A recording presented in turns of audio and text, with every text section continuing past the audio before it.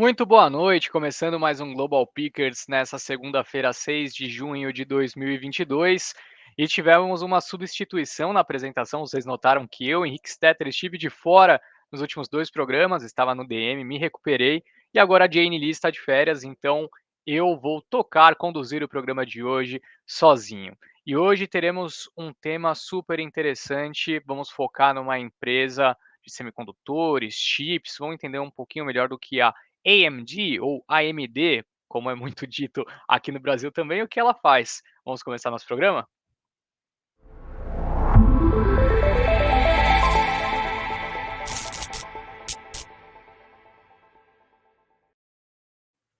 Maravilha! Começando então o Global Pickers de hoje, nosso convidado super especial é Rafael Nobre, analista internacional da XP, que vai explicar no detalhe do que se trata essa companhia. Muito boa noite, Rafael. Obrigado pelo aceitar o convite aqui do Global Pickers.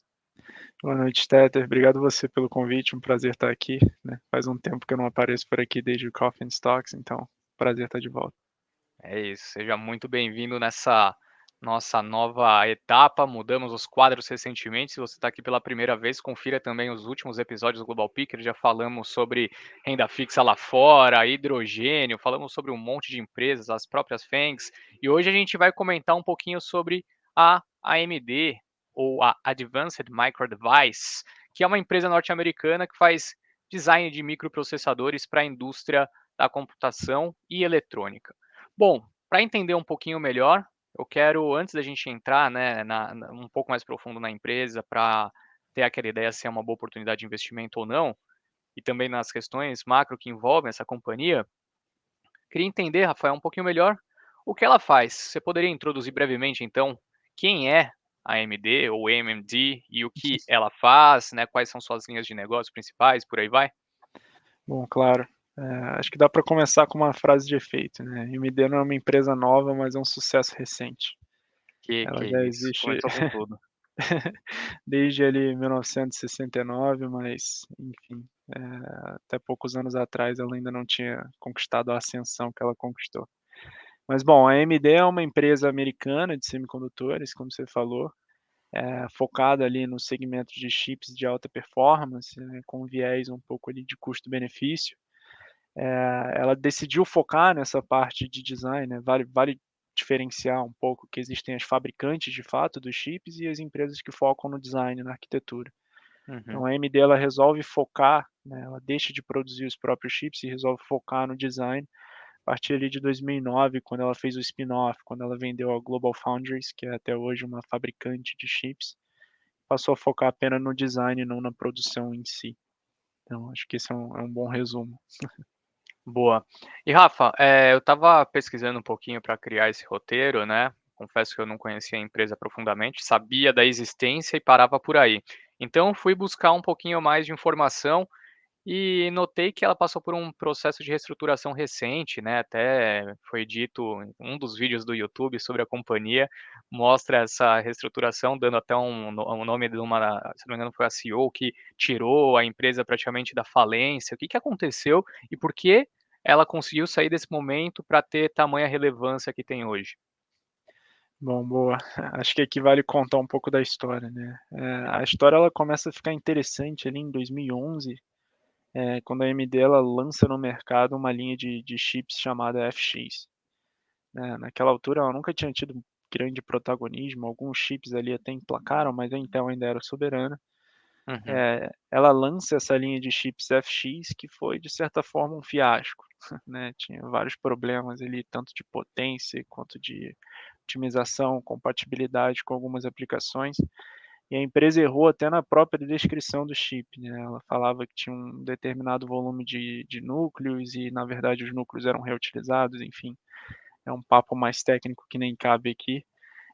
Mas isso acabou resultando, até em processos judiciais contra a empresa, ela acabou sendo multada ali em cerca de $20 milhões, e acabou se prejudicando bastante, né. Uhum. Até quando chega ali em 2014, que ela segue sem um produto competitivo, ainda com resquícios dessa linha FX, e um certo grau de endividamento, ela tinha ali cerca de $2 bilhões em dívida, alguns analistas já começavam a falar que em 2020 ela iria à falência. Então, só para dar uma noção do quão complicada era a situação da empresa naquela época. Uhum. Mas no final de 2014, acontece um ponto-chave na história da AMD, que foi a troca de CEOs, né? O CEO antigo ele sai, e aí ao final de 2014 entra a CEO atual, que é a Lisa Su, e ela chega na empresa naquele momento altamente turbulento Uhum. e comunica ao mercado: bom, a gente vai se recolher um pouco aqui na casinha, a gente vai trabalhar numa nova estrutura e a gente vai tentar trazer um produto competitivo para o mercado, mas isso vai levar um tempo. Então, de fato, isso ocorreu. O nome dessa arquitetura era arquitetura Zen. Tinha uma proposta bem simples, né, que era trazer um chip completo, ou seja, que operava de maneira ali eficiente, com boa performance nos mais diversos tipos de aplicação, com esse viés de custo-benefício. Uhum. Precisava ser um chip escalável, ou seja, na mesma plataforma ela tinha que conseguir montar diferentes modelos. Na época ela ainda produzia os chips pela GlobalFoundries. E o terceiro componente, é claro, tinha que ser uma arquitetura que resolvesse os problemas anteriores da linha FX. Uhum. Então, a empresa passou ali 2 anos trabalhando bastante para desenvolver. Em 2017, eles conseguem colocar no mercado a primeira geração dos chips com essa arquitetura, né? Que é essa geração que a gente vê até hoje, que é o Ryzen. Então, de certa forma, os chips decepcionaram, tá? A primeira geração do Ryzen ela não foi um sucesso completo. Em termos de performance, ela ainda tinha alguns problemas, mas dá para dizer que ali já foi um turning point, né? Uhum. Os consumidores começaram a gostar da AMD, acho que basicamente por 3 pontos, né? O primeiro é que, de fato, a AMD entregou um chip que tinha uma performance por dólar pago interessante, ou seja, ela tinha um custo-benefício melhor do que o da Intel. Foi a primeira vez em muitos anos que alguém pressionou a Intel, né? Foi a primeira vez que uma empresa de semicondutores coloca um processador de 8 núcleos no mercado, que era uma coisa que a Intel não fazia. Ela estava até sendo um pouco criticada, né? Porque ela não tinha nenhum concorrente, então ela só atualizava marginalmente os chips e o público, é claro, começou a perceber que pela falta de competidores a coisa não estava andando muito. E Uhum. por fim, a AMD colocou uma tecnologia chamada ECC RAM, enfim, termos técnicos, ela corrige ali alguns dados corrompidos e era uma tecnologia que a Intel só colocava em servidores e a AMD trouxe para chips de computadores normais, ou seja, isso acabou abrindo um novo mercado, né? As pessoas não precisavam mais investir milhares de dólares num servidor da Intel para fazer um trabalho mais amador. Uhum. Então, isso acabou caindo bastante no gosto dos consumidores. E aí, em 2018, a AMD consegue lançar a segunda geração desses processadores que corrigem esses problemas de performance, ou seja, ela já começa a ascensão dela. Em 2019, acontece outro ponto-chave, né? Ela lança a terceira geração dos processadores Ryzen, e quando ela lança ao mercado é a primeira vez que a AMD consegue fechar essa diferença de performance que ainda existia entre os chips da AMD e da Intel. Uhum. Então, pela primeira vez, ela consegue um produto que era equiparável ao produto da Intel. Ele ainda não era superior em todos os quesitos, tá? Na época até rolou um debate entre as empresas que a Intel ela ainda possuía uma performance melhor para aplicações como jogos, que precisavam de uma performance superior dentro do núcleo, e a AMD era melhor no volume de núcleos como um todo, né, para aplicações como renderização de vídeos, edição de imagens. Uhum. Mas enfim, já marca o primeiro ponto dessa ascensão da AMD. E além disso, outro ponto que é muito importante na história é que em 2019 ela transfere, ela move a produção dela da GlobalFoundries para a TSMC. E Uhum. aí, para quem não conhece a TSMC, hoje ela é a maior fabricante de semicondutores do mundo. Quando a gente olha para os semicondutores de maior e mais avançada tecnologia, ela tem um market share muito avançado, coisa ali de mais de 80%. Então, a AMD começa a poder produzir os chips dela nessa tecnologia superior da TSMC e começa de fato a trilhar uma história ali de grande sucesso. E Legal. aí, bom, só o último ponto para Não, fechar. coloca aí. Eu achei que você tinha Ainda, terminado, manda bala. não, é grande a história, assim, na minha opinião, é um dos turnarounds de maior sucesso recentes, e eu acho que pouca gente presta atenção, né? Mas para Uhum. fechar ali em 2020, a empresa ela acaba, digamos, fechando o caixão da Intel, quando ela lança a quinta geração do Ryzen, que de fato era melhor em todos os quesitos. Então ela conquista essa supremacia tecnológica, de fato coloca ali a Intel mais para trás em termos competitivos. Legal. Não, ficou super claro essa história, um baita de um turnaround. E até tinha uma pergunta que eu queria fazer para você a respeito dessa relação com as competidoras dela hoje, né? Você citou muito bem a Intel, que ela agora, né, sua última frase foi exatamente isso, que ela passou por cima da Intel. E quando a gente está falando de semicondutores, muita gente coloca na conta também, né, Nvidia, alguma coisa assim. Eu queria entender qual que é a diferença do que elas fazem, se é de fato uma competidora, se ela não enxerga dessa maneira. E uma segunda, que a gente sempre tem ouvido, né, no noticiário, que o mundo está passando por uma escassez de semicondutores, enfim, eu queria entender também de que maneira isso afeta, e se afeta a AMD. Boa. Bom, acho que em relação aos competidores, né, como a AMD ela trabalha nesse nicho, né, de alta performance, dá Uhum, para a gente dizer que os competidores diretos ali são basicamente a Intel, na parte de CPUs, né, de processadores mesmo, e a NVIDIA na parte de chips gráficos. tá. Então, em relação à Intel, dá para dizer que ela já tem uma supremacia tecnológica e em relação à NVIDIA, o gap vem fechando, mas a NVIDIA ainda é um pouco mais dominante nessa parte de chips gráficos. Legal. Em relação a essa tendência, né, de escassez de semicondutores, eu acho que no fim do dia isso acaba beneficiando, né. Você Uhum, tem um desbalanço ali, ou seja, você tem uma forte demanda, então à medida que a empresa consiga de fato produzir e entregar, ela deve conseguir vender toda a sua produção.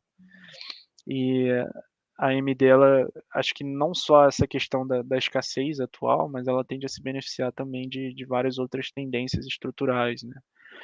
Hoje a gente tem um mundo que precisa cada vez mais de infraestrutura digital, ou seja, computação em nuvem, armazenamento de dados. Hoje a gente gera cada vez mais dados, então a gente vai precisar de muito processamento para processar isso tudo. E uma série de outras coisas, né, internet das coisas, veículos autônomos, veículos elétricos, todos esses fatores uhum. demandam muitos semicondutores e a AMD sem dúvida nenhuma tá em boa posição para capturar isso tudo. É, exatamente, assim, quando a gente pensa, né, para os próximos anos, até a gente tem tido bastante debate aqui no Brasil recentemente por conta do 5G, né, mas lá fora 5G de certa forma já tem algum tempo e os debates estão à frente disso, né, e como as coisas vão se integrar, como que, esse monto porque o crescimento dos dados também, né, o número de dados à disposição e de necessidade de armazenamento também cresce num ritmo exponencial, né, então quanto mais você tem, maior tende a ficar aquele negócio. São companhias que de certa forma, casam bastante com esse tipo de evolução, né, e a partir do momento que você tem então, uma empresa com de certa forma, pouca concorrência, podemos dizer assim, são 2 grandes empresas que ela compete, mas a gente está falando de um mercado ainda bem concentrado, né.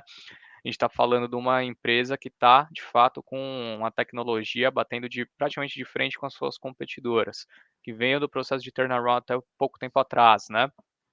Queria saber que, assim, dado todo esse contexto, como que a gente enxerga essa questão relacionada à geografia, né, porque o que eu consigo imaginar ela está muito bem posicionada quando a gente pensa numa dinâmica, o que a gente espera, né, para o setor como um todo para o futuro, mas assim, às vezes você também pode ficar de certa forma suscetível a algum problema pontual, dependendo das mãos de quem você está, né, quem são seus clientes, qual a sua diversificação geográfica, né, acho que a diversidade ela contribui para reduzir seus riscos também.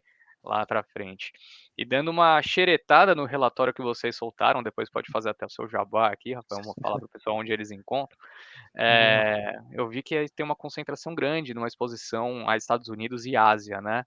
É Uhum. arriscado esse cenário ou é porque é assim, é onde está, né, a necessidade para esse tipo de tecnologia, enfim, qual que é a sua visão? Eu acho que no fim do dia não tem jeito, né, quando você olha para Estados Unidos, é o maior mercado consumidor do mundo, grande parte da tecnologia de ponta vem de lá, então não tem muito como, uma empresa de tecnologia de alta performance não ter grande parte da sua receita concentrada no país. E a mesma coisa em Ásia, né, que é muito puxada por China no fim do dia, que ao longo dos anos vem se tornando cada vez mais relevante, e Uhum, vem investindo bastante na digitalização, tanto, né, dos veículos tradicionais, empresas de tecnologia investindo em infraestrutura de nuvem, enfim, aprimorando cada vez mais seus sistemas, como também a digitalização da indústria tradicional, né. As indústrias na China estão cada vez mais modernizando por lá e isso demanda muitos semicondutores, então eu uhum, diria que é um movimento natural. Quanto aos riscos, eu acredito que não há muito risco significante, né, por ter uma concentração aqui e outra lá, principalmente porque a AMD ela opera, como você falou, né, no mercado de certa forma concentrado, então não tem muita alternativa, né, se algum país colocar alguma tarifa, algum bloqueio, é difícil você achar um substituto local, né, e a uhum. Intel e a AMD são americanas, então não tem muito o que fazer. É. Eh, e ela Na atua China ali não na tem alguma que poderia aparecer e brigar, assim, tipo porque normalmente a gente vê isso acontecendo, né. uhum. A China volta e meia desenvolve uma marca local para alguma questão tecnológica e essa marca cresce num ritmo assombroso. Queria saber se nesse caso tem alguma chance disso ocorrer ou se já tem alguma de menor escala ou não? Eu acho que chance sempre tem, né, mas, hoje ainda não tem nenhuma perto. Até Uhum, quando eu brinco que quando você vai nesses sites de performance, de chips, quando cara, o último que eu chequei, uhum. os top 15 chips mais rápidos do mundo eram os 15 da AMD. Você via o primeiro da Intel, Caramba, o 16º. Então não caramba. tem não tem muito o que fazer, né. E até porque essas Uhum, empresas elas produzem uma peça que vai num componente de hardware, ou seja, é muito estrutural, não é uhum, muito a AMD tem controle sobre informações sensíveis, dados, que é uma preocupação que a gente vê crescente, principalmente por uhum. parte de China e Estados Unidos. Então acho que de certa forma esse risco ele ainda é controlado. Legal, interessante. Rafa, vamos falar um pouquinho sobre os números da empresa também, né. Quando a gente está analisando uma empresa, uma coisa é você fazer essa análise mais do contexto, né, uma análise setorial, o que está acontecendo com a empresa no seu histórico, mas uma parte fundamental também são os números, né, que adianta ser a melhor empresa do mundo se quando você faz as contas ela está negociando ali 50% mais do que você acha justo, então no fim das contas não faz muito sentido. Quando você olha para os financials ali da AMD, o que você tem enxergado, né, porque parece pelo que eu vi no relatório de vocês que o ritmo de crescimento, qualquer linha que você olha, é assombroso, né, receita, você olha para EBITDA, lucro e por aí vai.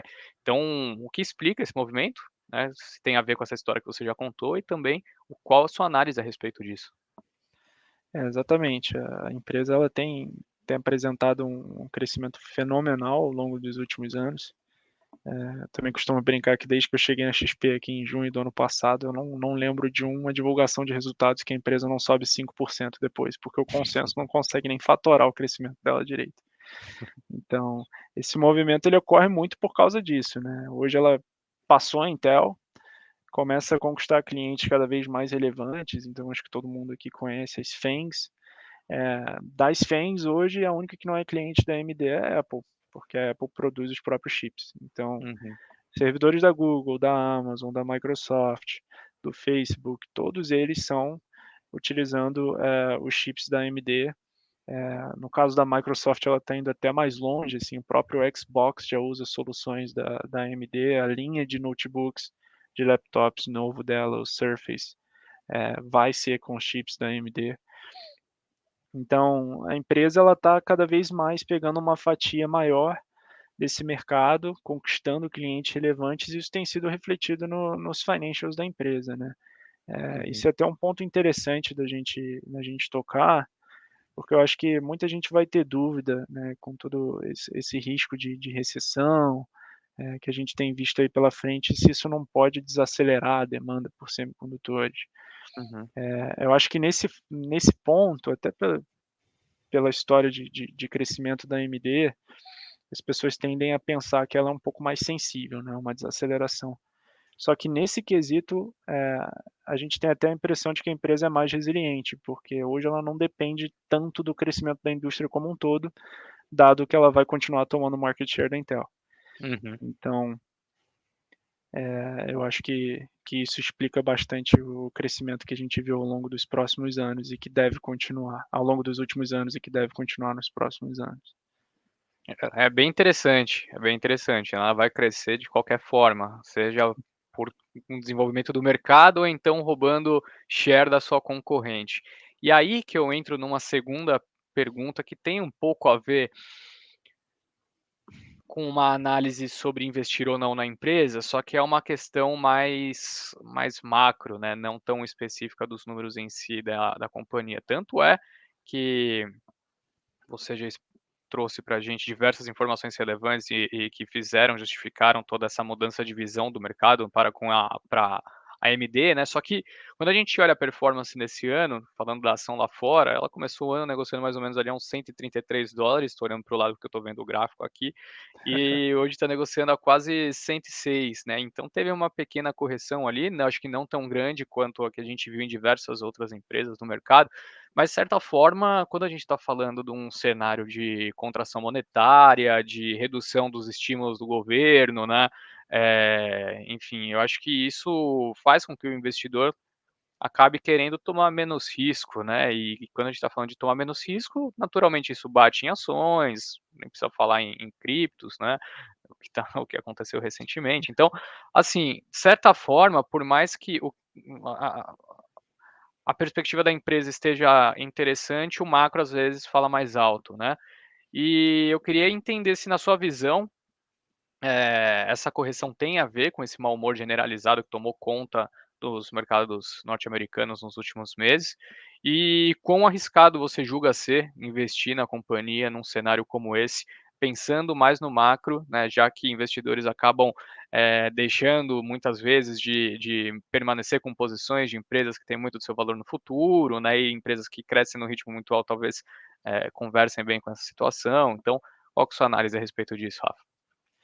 Exatamente, eu acho que a correção recente que a gente viu é justamente por conta desse mau humor do mercado em relação ao cenário macro, né. Uhum, A AMD, sem dúvida nenhuma, é uma história de crescimento, né, uma aposta na sustentabilidade que ela vai ter, desse avanço tecnológico que ela tem, dessa vantagem que ela tem hoje em dia sobre a Intel. Mas ainda assim, por ser uma história de crescimento, estava negociando ali um múltiplo de 36, 38 vezes preço sobre lucro, a ação acabou sofrendo uma correção, né. Então, daqui para frente provavelmente vai continuar tendo volatilidade, quando a gente olha o beta da ação, ele é ali 1,4, ou seja, qualquer movimento que o S&P faz, ela se movimenta mais, né, tanto para cima uhum, quanto para baixo. Mas ao mesmo tempo, com todos os fatores que eu expliquei, né, o cenário super favorável para a empresa dentro do setor, até na própria última divulgação de resultados, a ação subiu, sei lá, 7% depois da divulgação. Toda essa narrativa macro, ela ainda não entra nos fundamentos da empresa. Então, e quando a gente olha para o valuation, ela já sofreu um derating, uma compressão de múltiplos ali bem significativa. Hoje ela negocia 23 vezes lucro, eh, e quando você olha o que o consenso projeta, ele projeta 25% de crescimento no ano que vem e 26% no próximo. Ou seja, uhum, então quando você ajusta esse preço sobre lucro para o crescimento futuro, você já vê que você está pagando bem barato, pelo crescimento que a empresa tem para entregar.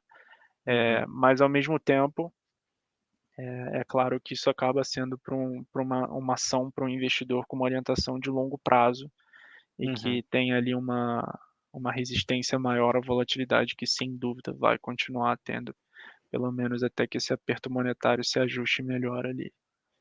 Interessante. E uma coisa que a gente acabou não comentando aqui, mas que vocês destacam também no relatório, que eu acho interessante, já que a gente está falando desse cenário de alta de juros nos Estados Unidos, né?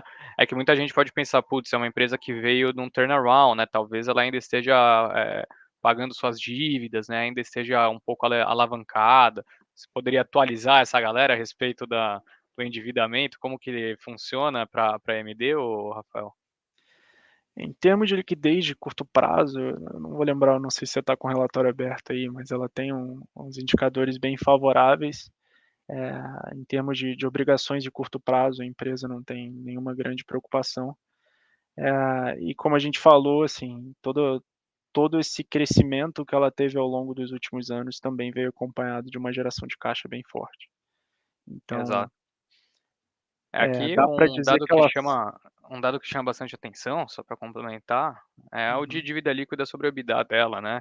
A ver ali 2017 ainda era bem conservador, 0,77, talvez já tinha feito essa lição de casa, mas 2018 vai para 0,15, 2019 vira para negativo, né, então menos 0,85, 2020 menos 0,99, depois menos 0,7, né, então parece só batendo o olho, assim, uma situação bem confortável. Se a gente olha para liquidez corrente da empresa mais de 2 vezes, né, liquidez uhum. seca aqui 1,5 vezes.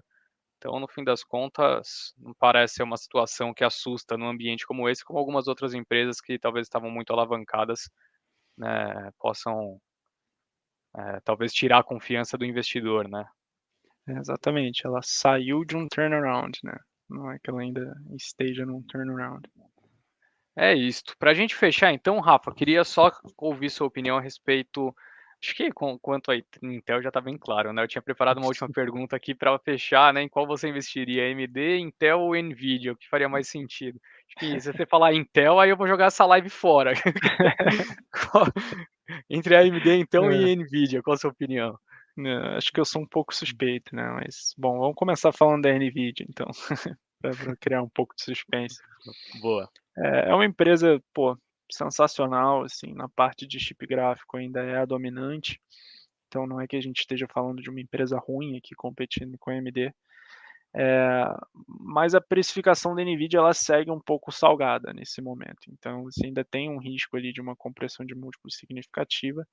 Uhum, E uma coisa que aconteceu com a AMD nos últimos anos é que ela cresceu muito por conta de mercados, digamos, voláteis, né, criptomoedas, metaverso, que é o tipo uhum, de dependência que é claro que a AMD ela também está exposta a esses mercados, mas ela tem uma diversificação maior, então ela me uhum, traz um conforto maior nessa frente.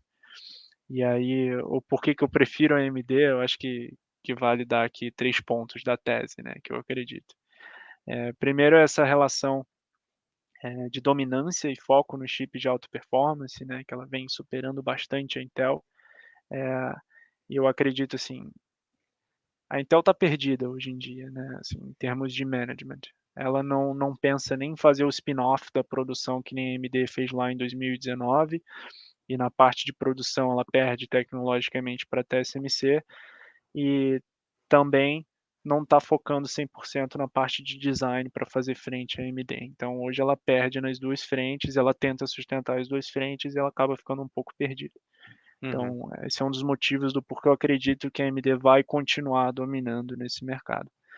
uhum, Segundo é justamente a questão do valuation, né, já sofreu uma compressão bem grande. Quando você pega o PEG, né, que é o Price to Earnings Growth, que é o preço sobre lucro ajustado para o crescimento do Bloomberg, já está em 0,56, ou seja, você paga um desconto considerável pelo crescimento futuro. E por último, a questão da expansão de margens, né? Aqui vale destacar 2 pontos. A AMD ela chega até aqui com essa proposta de custo-benefício, ou seja, quando você foca num produto mais acessível para o seu cliente, inevitavelmente você abre mão de uma margem de lucro. uhum, Só que hoje ela já não depende totalmente dessa característica. Hoje ela já possui produtos superiores. Então, vai chegar algum momento que ela vai conseguir precificar esses produtos superiores por de fato ter o melhor produto do mercado num preço um pouco mais acima e expandir as margens naturalmente. Além de recentemente ela ter feito a aquisição da Xilinx, empresa de semicondutores chinesa que já possuía margens maiores, então só dela terminar essa consolidação já deve realizar algumas sinergias e a margem subir um pouco. Uhum. E o segundo é a questão dos servidores, né, ela se torna um play cada vez mais relevante nessa indústria de servidores e data centers, com aqueles clientes relevantes que eu comentei, FAANGs, enfim, e essa acaba sendo uma indústria bem mais lucrativa, que o mercado de computação e de processamento e computação gráfica mais tradicional, né, dos computadores digamos, voltados para a pessoa física. Uhum. Então, naturalmente, daqui para frente, além desse crescimento de lucros, a gente deve ver uma expansão de margens daqui para frente, e isso inevitavelmente gera mais valor para todos os acionistas.